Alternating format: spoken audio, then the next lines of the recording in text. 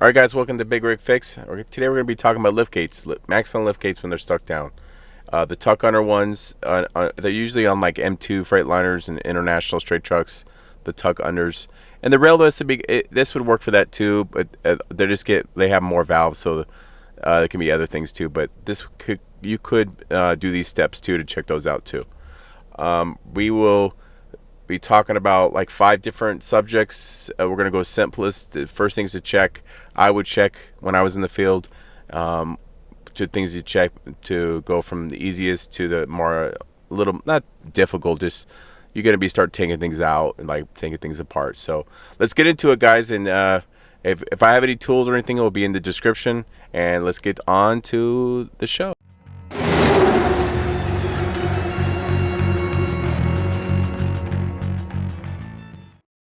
All right, guys, we're going to be in the cab. I know this is, you never know, but just make sure your switch in the cab is on. There's going to be different styles. There's this style and this type of style. And they could be in different locations. They're in the cab or it could be by the driver's side. Just make sure your switch is on, and usually they light up. I've seen them go out too. The bulbs go out on them too.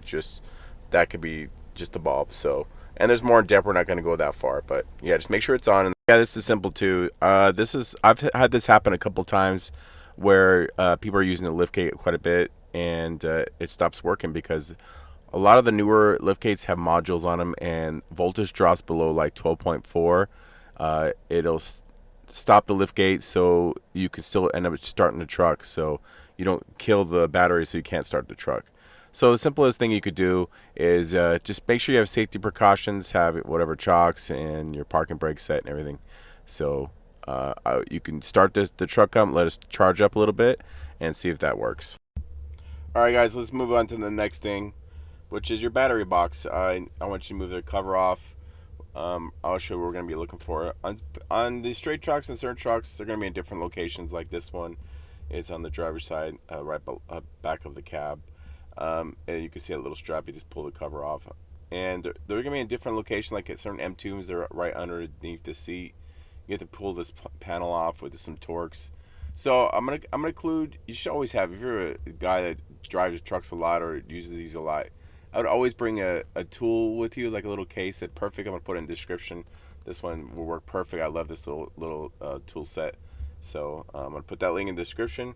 And here we go. This is what we're gonna be looking for. Is this right here? All right, guys. The next thing would be, this commonly happens on roll calls. These breakers pop, and there's different styles. There's 2 different styles. I think there's 3 total, but these are the common ones that go. And hopefully you have this one. Is this style right here? Is it pops, and I've seen sometimes they don't have this lever in here, but you're gonna see right here. This type, what it looks like up close. They could be red, but you just take that little yellow and you put a lever and you push it back in. It just pops, and hopefully that would be it, and you could be ready to set down the road, and you'd be happy that you found a where these usually pop. But uh, sometimes you're not that lucky and you have this style and you're not too happy about it, because I don't when I see these.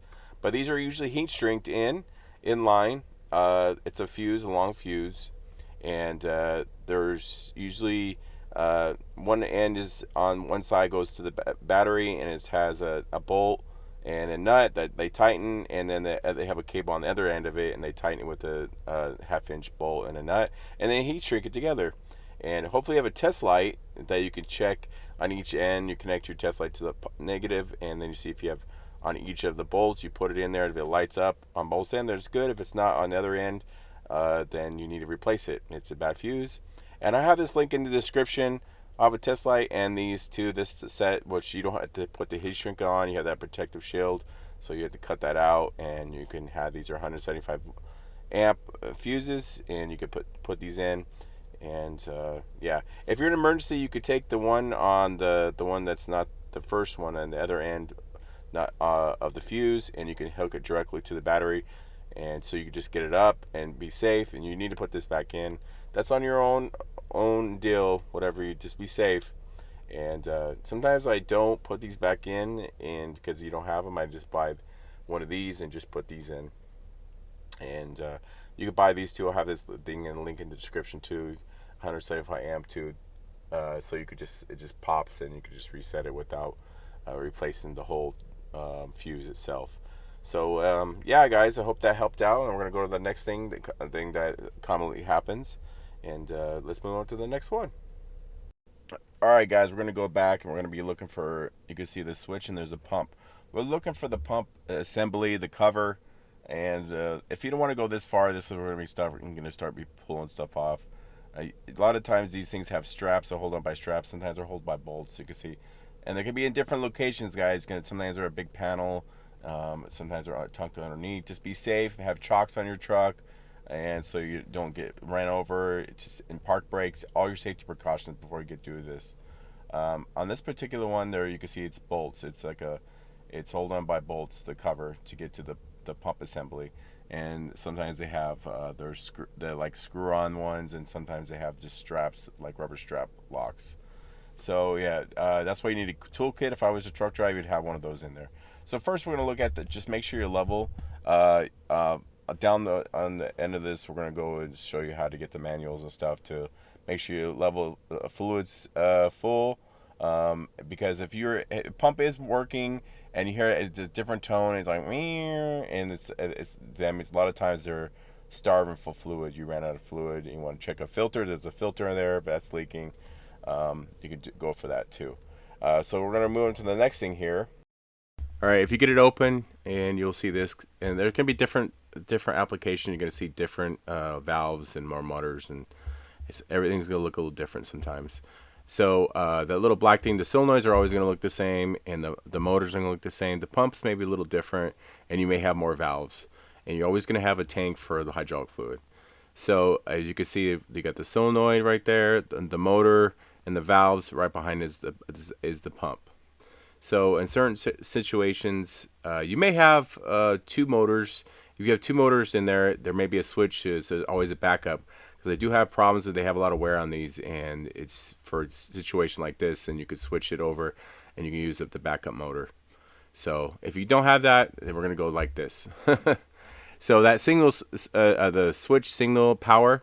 So when you go up, it's going to send a signal to this little wire right here to activate the solenoid, and it does it when it goes down if you have power down. Sometimes you won't have that.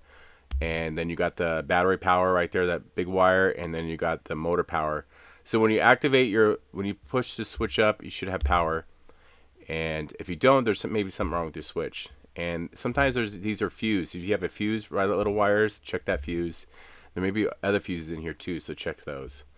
And so if you have a test light, that'd be good to have here too, if you're going to go in more in depth. But if you hear it clicking, maybe have a stuck solenoid, so maybe like a mallet. Just be careful that power in here.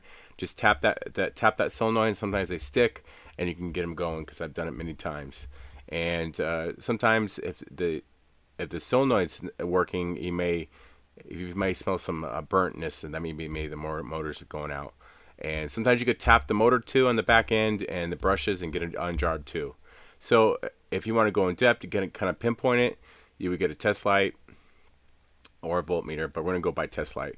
So you push the power up on the switch. If there's power at that little wire, you're getting signal. And if there's where that power wire is, battery power right there, there should always be power there. So when you activate the solenoid, it jumps it across to that big wire right there, the motor power. And if you got power there, when you switch up, that means your solenoid is working. And if the motor's activated, there's something wrong with your motor. And you can tap that too, like I said before. And if there's anything wrong with the solenoid or sticking, you got to replace them eventually. They're going to act up again. So we're going to go back I'm going to show you where to get the parts and better troubleshooting, more in-depth troubleshooting, really good manuals, and where to get them. They're free. So I'm going to show you that right now. We're going to go into it. I'm not going to show you the manuals themselves because I don't want to get copyrighted. I'm just going to show you where to go and where you get it. But first, we're going to show you right here. This on every Maxon, there's going to, or even the other liftgate, there's going to be a plate, or cylinder plate. So you need to know your model of your liftgate. So you find your model of your liftgate. Your serial number is going to help too if you're going to order parts, but the model, definitely need the model, and so you can get the right manual. So let's go into it right now. All right, guys. So you got your serial number. We're at Maxon right here at MAXONliftgate.com, and you got these up here on top. You got the parts phone number, and when you go on the manuals on the side, on every single page there's service. They'll help you out if you get somebody that will help you out for more troubleshooting. That they do help. and you just call this number, you get a local provider for your parts. And say you got a tuck away right here, you go to the tuck away, and on the very bottom here, guys, in that particular model, so you got certain model, we got a tuck away, there's certain models. Just say we got this one. I'm just gonna pick anything, and on the very bottom, guys, there's right here, you want this maintenance, and then you got operation, and this is the maintenance. You got troubleshooting and everything, and then here you click here, gives you all the manuals, guys. This one too, the operation manual, but this is a good one too. So gives you troubleshooting steps, the wiring diagrams. Yeah, guys, it's pretty much everything you need in these manuals. So I hope that helps you out, and please guys, please like and subscribe, and leave a comment, and yeah, look at the bottom for any parts and tools I'm going to put on the bottom. It helps the channel, at the very bottom. And yeah, guys, thanks, and hope this helped you out. All right, bye.